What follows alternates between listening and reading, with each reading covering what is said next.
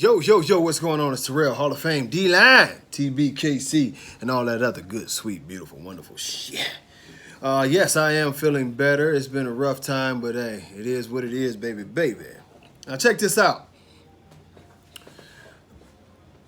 Years ago, man, I had to be 17, 18 years old. I went down to our family farm, Sandersville, Georgia. At the time, my Uncle Joe was still living, my grandmother's brother. He was already in his 70s by this point in time. And, you know, he always used to call me boy. You know, he probably didn't remember my name, a million damn great nephews and all that carrying on. But, he called me, say, hey, man, go get them logs. So I got the logs for him and I threw them into the fireplace. And he owned a barbecue pit out here in the middle of the country. And, at the time, I'm like, okay, it was really my first experience with the pit. And, the coals would fall off of him. We'd take the coals and, he had me, he'd do them sometime. And by this time, he had a stroke. So it was amazing to watch him because he would work with one arm. He would even carry them big-ass logs with one arm. And I'm talking about these was like 50-pound logs, and he would lumber them in there. But he had me there. He didn't need to do it. Anyway, this long-ass pit where you would throw the chips that was burned off of there. It was long. You could put 3 hogs on there. You could put a half of a cow on there, and you would put chickens. That was the one that was all the way at the end. And I'm like, shit, we gonna eat good tonight. And he's laughing at me. He's like, we ain't eating nothing tonight. I'm like, all right, man. He was like, we open up on Friday. Don't worry about it. I got you. So I'm like, Friday? Damn, it's Wednesday. And so, okay, the time goes by, and Friday morning, I'm sort of excited just to see the process.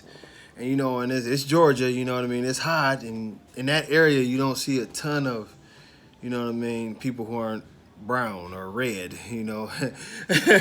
So, it was amazing because you start seeing all these cars pulling in left and right. Like, damn, huh? And I'm realizing that this place, where we're at is pretty far. Like, to give y'all a clue of what this place is like, if you've never been to Sandersville, Georgia, which probably 99.9 of y'all have not, you go to town to get your food. It's no street lights out there. When it goes dark, it's dark. It's pitch black dark. And to even get to where the stores is at, you're driving like a half hour or whatever to get into there. So it's a very rural place. But, cars is pulling in, man. And y'all keep in mind, like I told y'all, he cooked 3 hogs out that mug, half a cows, a bunch of chickens, all this shit. And they pulling in, and by this time they taking the tongs, they ain't even cutting the meat. They just pulling it out. They pull it out, and they put it in a thing, they weigh it, they take off. And I'm sort of like, damn, this is sort of cool, to see it operate. And then Saturday, same thing Saturday. It's jumping, and they basically cleaned house on Saturday. Everything was pretty much gone. All you had was the skins and the bones. So I'm like, okay, we done for Sunday. He's like, no, we gonna open up on Sunday, man. And, Sunday, they came out there and he had seasoned the stuff. He showed me seasoned everything the night before, the skins, even the chicken, some of the chicken skins that they had left, and he left them still out there cooking on this thing, slow cooking. And they turned into what basically we would call pork rinds. And I don't eat pork, so I didn't taste those, but I ate the chicken ones. And they're like chicken jerky type thing that he had going on. Delicious, man.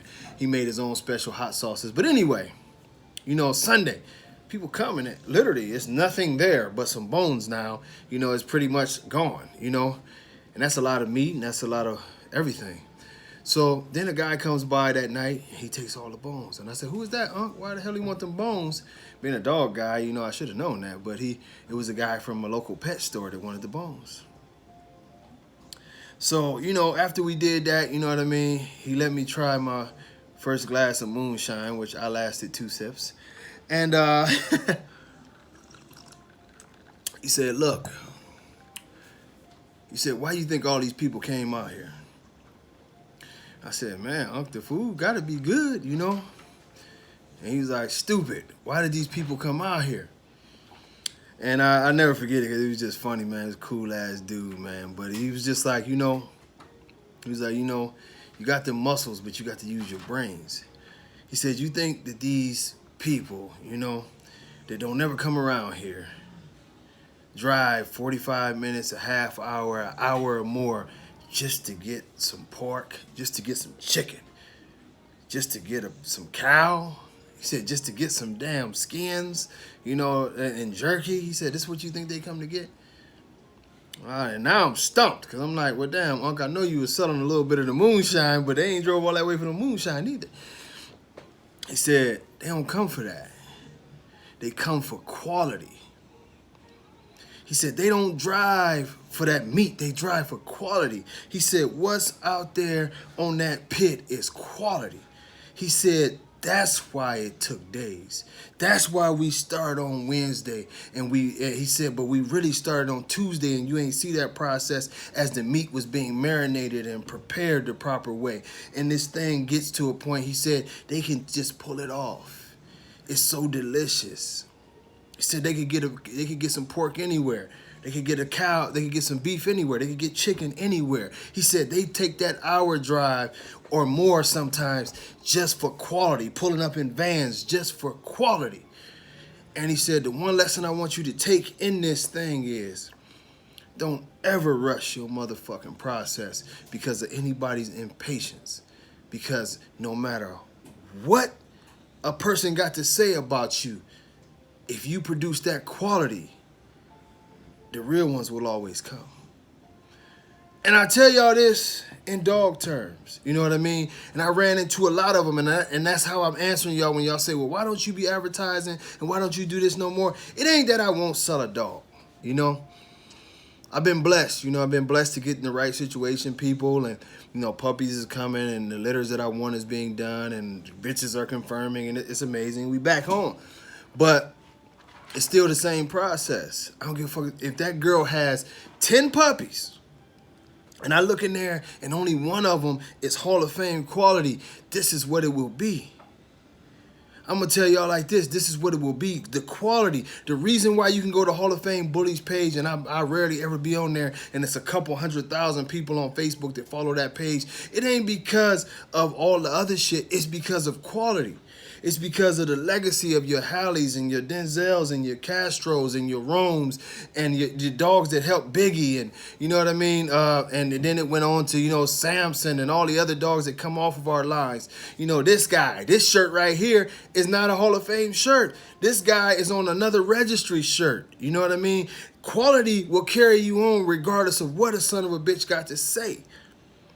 And I say that to say this, you know what I mean? I understand quality because, and I've made other videos telling y'all this, but I don't want any dog.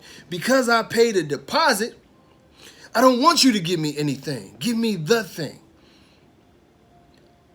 Because I paid a deposit, I don't want you to give me some old McDonald's type bullshit. No, I want that shit that's been marinated on Tuesday, started cooking on Wednesday, and was absolutely motherfucking delicious on Saturday. That's what I want. It's so many average dogs out here because all of y'all trying to rush something. All of y'all talk about, oh, I want mine now. I want mine now. You know, I want this now. I want that now. Y'all should respect the breeders who tell y'all, you know what, man, just wait. Just wait. If that ain't right, wait a little bit longer. Sometimes the wait is too much. I know that. I've waited 2 years. I've waited actually almost 3 years. And when I got it, I was happy though. But I don't want nobody to rush me no bullshit. That's why I don't eat McDonald's. I don't eat that shit. You know what I mean? I got food in the oven right now. That shit started marinating 2 days ago. Boom, hit the skillet on. Hey, that's in the oven. That wasn't marinating. That's just some potatoes. But that meat, yeah. And what I'm telling y'all is this. Don't be in no rush, man. If y'all ever want to see this breed, if y'all ever want to see the American Bully, the Shorty Bull, the Frenchie Bull, the French Bulldog, whatever, whatever y'all want to see go to a high level, start pushing quality. Don't rush the process.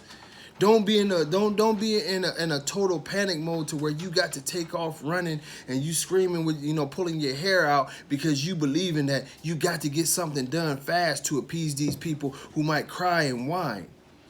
That's not the way it goes. That's the reason why I don't really sell dogs no more. You know what I mean? People put in specific orders. If you put me in a specific order, if you tell me I want a dog that can run, I want a dog that can damn near clear a 6-foot fence like Castro, I'm not going to send you no pocket that can only get 5 feet. I'm not going to send you no average dog that can get 5.5 feet. I'm going to send you what I believe will hit something and get over that fence. It's quality. Because for the next 10 years, 12 years, while you had that in your house, you're going to sing my praises. So I don't care about you crying for the 6 months or even if it's a year. When I get that to you, it's going to be quality. I hope more of y'all take this approach. If you got people who willing to get on your waiting list and wait for quality, go ahead and fuck with them. But these lame duck ass people who just in such a rush and I gotta have what I gotta have, let me tell you the flip side of that coin. When you go in that kitchen and you rush that shit and that meat come out tough, and I'm using the analogy of course, but I'm talking about your fucked up puppies. When you do this, guess what's gonna happen next? When the same people who was happy that you rushed to get them that dog will talk about you for the next 3 or 4 years because you sold them a fucked up dog. So let them cry now and praise you later. Let them tell you, oh man, I'm sorry, dog. I thought you was this, that. This bitch is bad.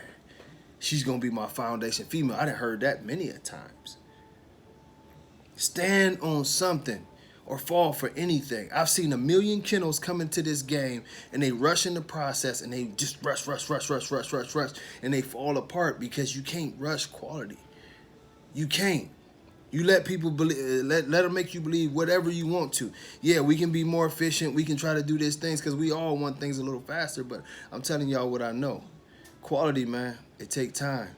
But when you get it, you'll never forget it. Much love. Catch y'all on the next one. Peace.